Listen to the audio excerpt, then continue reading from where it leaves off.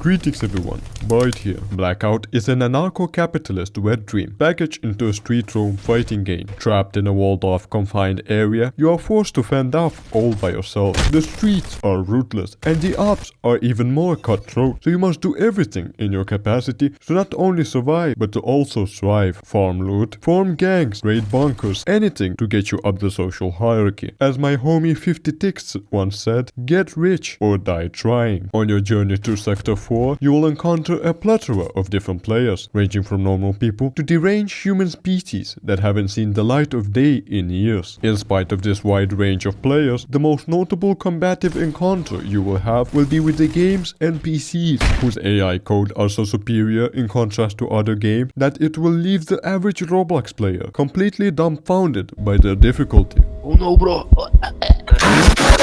There are structures you can explore and factions you can interact with. Do these factions stand for anything? Do they help you uncover some hidden lore? The answer is no, not yet at least. Being in early access, this game has no storyline, has no ending, and has no end goal. It is essentially an endless grind towards the accumulation of weapons and money to attempt to stay at the top of the game's food chain. You can take this game as a quick escape from the boring and cruel reality. How long will you keep this instant gratification cycle going and postpone doing something with your life for once?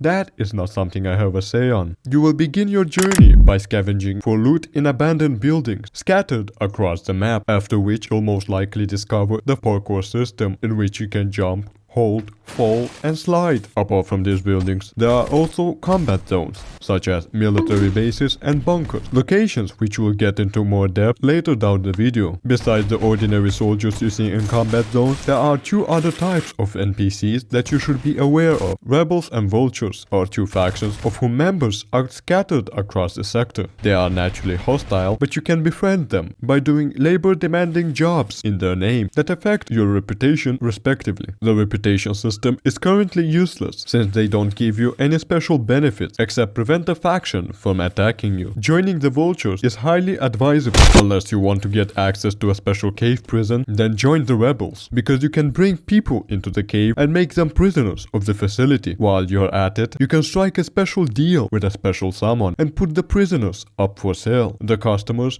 they do not matter to us because the money speaks for itself. Get the fuck over here, bub.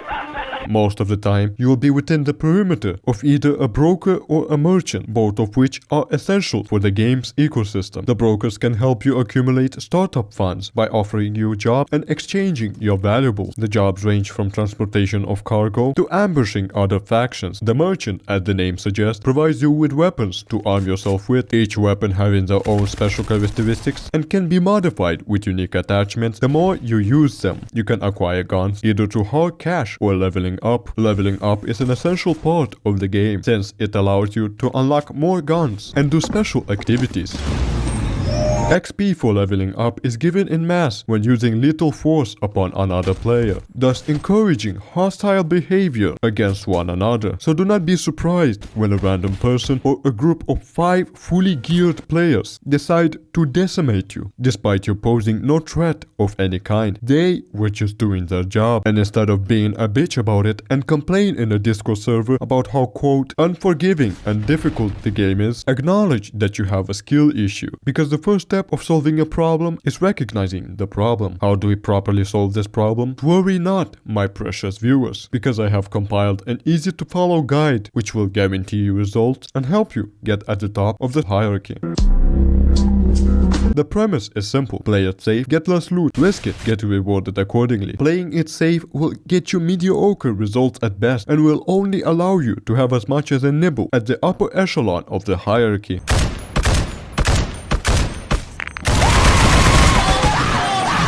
To start the grind, you must first take a leap of faith into the military compound. Our goal inside the compound, acquisition of keycards, specifically these ones. They're only obtainable by killing soldiers, which is why bringing armament with high penetration is highly recommended. Inside the compound, you can stay as much as you like, but do not forget that other players can also enter the compound. Loot crates, get money, get killed, try again. Loot crates, get money, kill guards, get a purple keycard. Exit the compound compound and be unsatisfied with your loot, try again. 99.9% of players exit the compound before they get their necessary keycards. That's why you must always keep your grind mode active and stick to the process. You may view it as a stupid alternative version of gambling. I call it dedication to the grind because the amount of time you're willing to commit towards finding your preferred keycard is heavily correlated to your success in life. Once they are acquired, you can enter zones that have purposes of their own. The laboratory is the facility filled with poisonous gas, accessible by orange keycards. The crates inside it give pretty decent loot and have extraordinary amount of cash inside them, thus making this facility an ideal location to acquire an absurd amount of currency at your disposal for unlocking weapons or personal use. I suggest consumptions of high doses of Adderall before venturing into the gas chamber, because here speed is key. From the moment you open the doors, you will have a limited amount of time to loot the area. Once you hear the alarms blaring, that is your signal to rush out before the doors shut close and you die by asphyxiation or get killed by a camper. But Bite, I hear you say, where is the loot that will give me a competitive edge and put me at the top of the hierarchy as you promised? Well, my dear viewer, if you've acquired 2 pair of blue keycards, then allow me to introduce you to the bunker.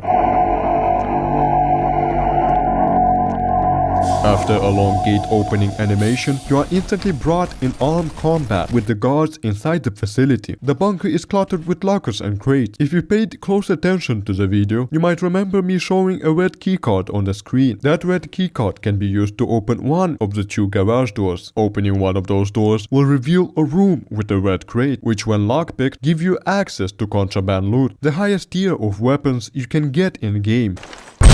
That is if you even survive the wave of soldiers inside the bunker, which is why it is highly advisable to form partnerships or gangs to play alongside you, to have your own blood, your own homies, your own brothers in arms. It's the utmost significance in this game. Not only it will make raiding bunkers easier, but it will also ensure your safety around Sector 4 and avoid you getting featured in another Blackout epic kill montage. So you have done it. You got the money, you got the guns, and you got the squad. At this point, it will only be a matter of time before you either get bored or continue grinding for virtual status. This concludes the review of Blackout. Pretty decent for its early access stage. Now, if you excuse me, I must showcase my epic kills in a montage so I can fully integrate with the Blackout community. As always, like and subscribe if I satisfied your dopamine levels. And thank you for the immense support. I am sincerely grateful for it. Have a wonderful day.